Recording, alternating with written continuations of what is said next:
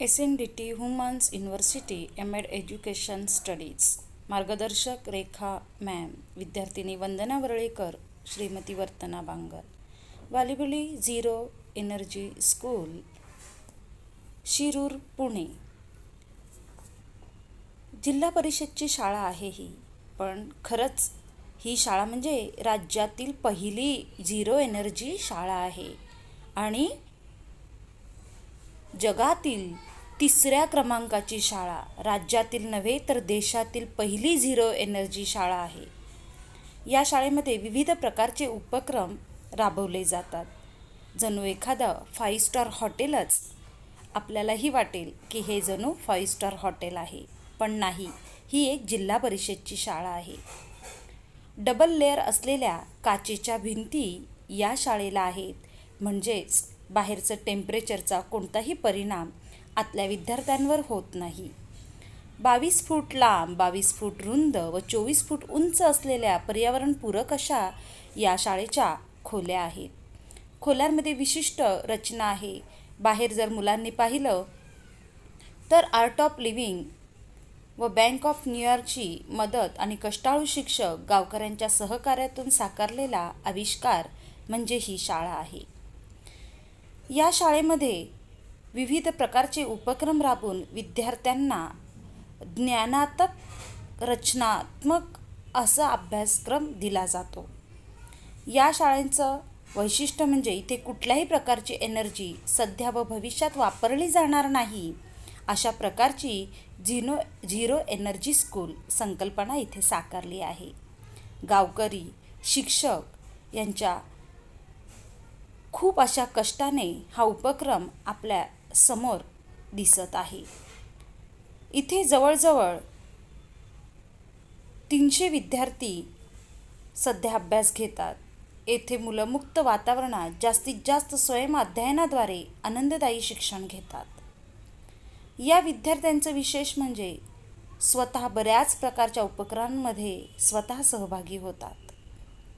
असे हे विद्यार्थी, गुणवंत विद्यार्थी आणि गुणवंत शिक्षक या शाळेला लाभलेले आहेत. या वर्गखोल्यात प्रकाशाचं विस्तारीकरण होत असल्याने थंड व खेळती हवा मिळते. त्याचप्रमाणे या खोल्यांमध्ये बाहेरचा कोणताही आवाज येत नाही. विद्यार्थ्यांनी डोकावून पाहिलं तर त्यांना निसर्गात आहोत असं वाटतं आणि वर्गात लक्ष दिल्यावर शालेय वातावरण मिळतं. असं आनंददायी वातावरण येथे बालवाडीत बेसिक ज्ञान पक्के केले जाते. विविध प्रकारच्या वेगवेगळ्या प्रकारचं उपक्रम या शाळेमध्ये राबवले जातात. देशाविदेशातून खूप लोक ही शाळा बघायला येतात. त्यामुळे इथे दुसरी तिसरीतील मुलेही कोटी अब्जपर्यंतच्या मोठ्या संख्या सहज वाचतात. बघा, म्हणजे विद्यार्थीपूरक आणि शिक्षकपूरक अशी ही शाळा आहे असं म्हणायला हरकत नाही. इथले विद्यार्थी म्हणजे ज्ञानचक्षू आहेत असंही म्हणायला हरकत नाही. अशी ही जिल्हा परिषदची शाळा. इथे मुलांना घरापेक्षा शाळा जास्त आवडते, कारण हे विद्यार्थी मनसोक्त, मनमुरादपणे शिक्षणाचा आनंद घेत घेत शिक्षण घेत आहेत. म्हणून मुलं दिवसभर शाळेत रमतात. गावकऱ्यांचे आणि शिक्षकांचे खरे म्हणजे खूप कौतुक आहे की अशा प्रकारचा हा उपक्रम, शालेय उपक्रम त्यांनी राबवला आहे. शाळा उघडणे, बंद करणे स्वतः मुलेच करतात. म्हणजे मुलांना कितीतरी आवड आहे हे आपल्या लक्षात आलंच असेल. विद्यार्थी हरिहरीने भाग घेतात. शाळेची स्वच्छताही मुलं स्वतःच न सांगता करतात. म्हणजेच विद्यार्थ्यांवर संस्कारही ज्ञान, विज्ञान, तंत्रज्ञानाबरोबर संस्कार दिले जातात.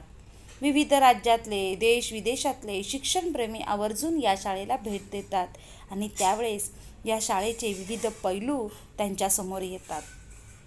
अशा प्रकारची ही शाळेला भेट देण्यासाठी पूर्वपरवानगी घेणे गरजेचे आहे. शाळेला फक्त शनिवारी भेट देता येते. म्हणजेच आपल्याला जर शाळा बघायची असेल तर आपल्याला फक्त शनिवार बघून जावा लागेल. तदपूर्वी आपल्याला पूर्वपरवानगी घ्यावी लागेल. त्यामुळे शाळेच्या कार्यपद्धती विषयी शिक्षक व पालक स्वतः माहिती देतात. म्हणजे कशा प्रकारची शाळा आहे, काय शिकवलं जातं, काय ट्रीट वापरली जातात, या सगळ्याचा उल्लेख आपल्याला इथे पाहायला मिळतो. आणि नक्कीच ही माहिती मिळून विद्यार्थी आणि पालक यांच्यामध्ये एक शालेय वातावरण लाभतं. शाळेला भेट देणाऱ्या सर्वांचे आभारही लहान मुलं स्वतःच मानतात.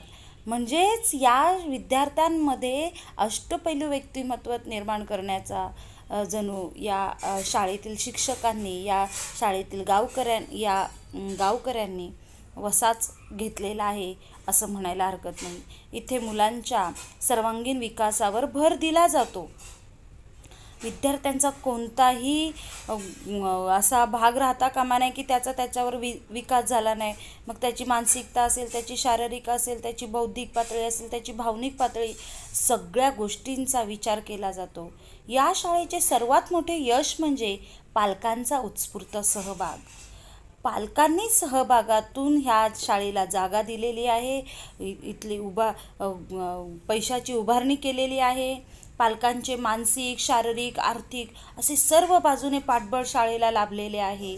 म्हणूनच आज आपल्याला हा आविष्कार पाहायला मिळतो. जणू आपण फॉरेनच्या शाळेत आहोत असंही आपल्याला वाटतं. असं हे सुंदर असं या शाळेचं वातावरण, इथले विद्यार्थी, इथले वर्ग, हे इयत्तावर चप्पल बूट काढण्याचं स्टँड आहे. विद्यार्थी आपले चप्पल बूट स्वयंशिस्तीने स्वतः त्यावर लावून ठेवतात. म्हणजे विद्यार्थ्यांना कोणत्याही प्रकारची सवय लावण्याची गरज नाही. जे बघतात तसं वागतात. शाळेची जुनी इमारत त्यांच्या ज्ञानाची खाण बनली आहे. तिथे विविध प्रकारच्या वेगवेगळ्या गोष्टी ठेवलेल्या आहेत की जेणेकरून विद्यार्थी स्वतः जाऊन तिथे अभ्यास करू शकतात. शाळेची सुंदर बैठक व्यवस्थेसह विविध पुस्तकांनी सुसज्ज असे वाचनालय आहे. म्हणजे विद्यार्थ्यांना जर वाटलं की मला ही गोष्ट शोधायची आहे तर विद्यार्थी इथे जाऊन वाचू शकतात. वेगवेगळ्या प्रकारचे पुस्तकांचे संचय इथे आहेत. लायब्ररीज आहेत. लायब्ररीचे रूल्स काय आहेत ते सुद्धा आपल्याला तिथे पाहायला मिळत आहेत. अशा प्रकारे शाळेत मुलांना टॅब आणि टॅब चार्जिंग पॉईंट दिलेले आहेत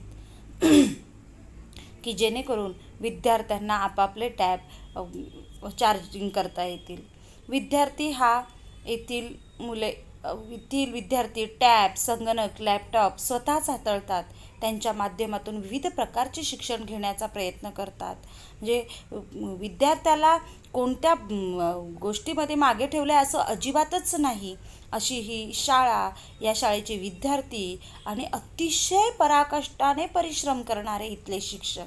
शाळेला विविध आधुनिक उपकरणांसह सुसज्ज अशी प्रयोगशाळा आहे की ज्या शाळेमध्ये विद्यार्थी विविध प्रकारचे प्रयोग करू शकतील, विविध प्रकारच्या गोष्टींचा अनुभव घेऊ शकतील आणि त्या अनुभवाच्या ज्ञानाच्या कक्षेवर घासून बघतील.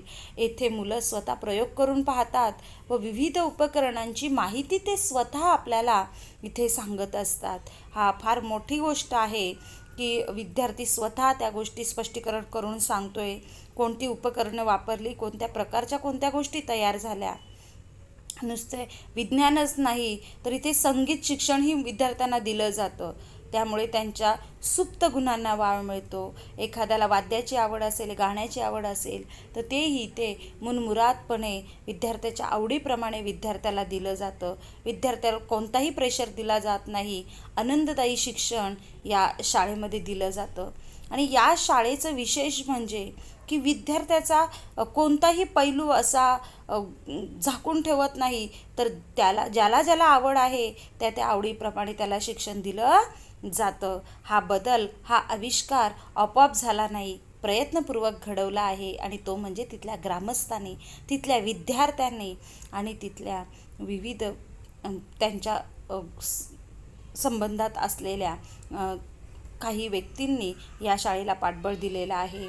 असा हा गावकऱ्यांचा आविष्कार अतिशय सुंदर आणि सर्वांनी याचा लाभ घेतला पाहिजे. एकदा तिथे गेलं पाहिजे. हो, आपणही ठरवले तर आपल्यालाही असं शक्य होईल. I can be live. अशा प्रकारे आपणही आपल्या शाळेत बदल घडवूया आणि आपली शाळाही अशीच करूया. आपला सर्वांचा धन्यवाद.